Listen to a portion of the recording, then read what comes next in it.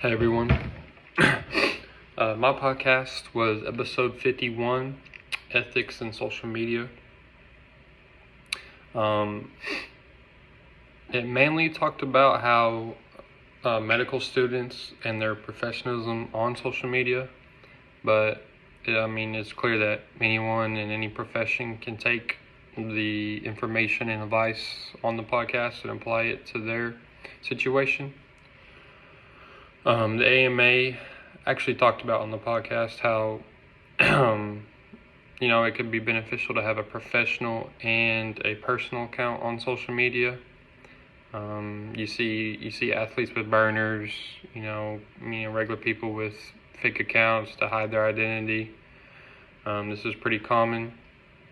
I personally, like my Twitter, it's just called Coach Warren, so it's pretty much both my professional Twitter account and my personal Twitter account, so I have to really watch what I post on there.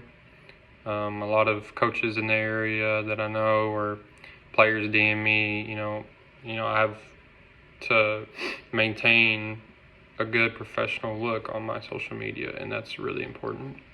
The last article, it was called Online Professionalism and Mirror of Social Media. And it talked about our web footprint and how it follows us everywhere, and whatever we post at the time and delete, it may not come back, but stuff like that follow us around, and especially like if it was when we were younger and we forgot about it, stuff like that pops up all the time. You see stuff about celebrities getting leaked and different stuff like that. The internet is, a different ball game, and we really have to be professional and set the example in our specific field. A point they made on social media was that people get too comfortable. Like I said, people have fake accounts, burner accounts, and they just hide behind the screen. No one knows who they are, and they say whatever they want. Even if it isn't on burner accounts, people will post on their Facebook, their drama, their business, their opinion. People aren't afraid to say what they want on social media for sure. A point that they made in the article is that you don't know who your audience is. Like I said earlier, my Twitter is my personal and professional.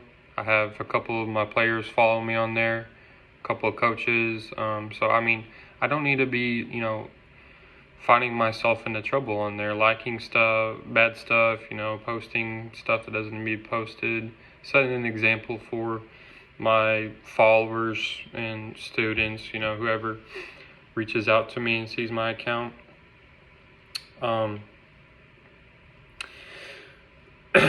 Being ethical and being responsible on social media, especially as a teacher, is, and a coach, is part of setting the example and being the leader in and outside the classroom.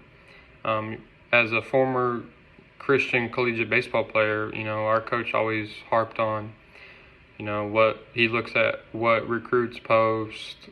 As a recruit, you're being told coaches look at everything on social media. You're an exact reflection of your school. This applies at collegiate and high school levels, obviously below. So being the example online and setting yourself up for a good footprint online that shows your professional side and just makes you look better and sets the example is really what I got out of the podcast, and ways to do that without getting twisted into the dark side of social media. Thank you.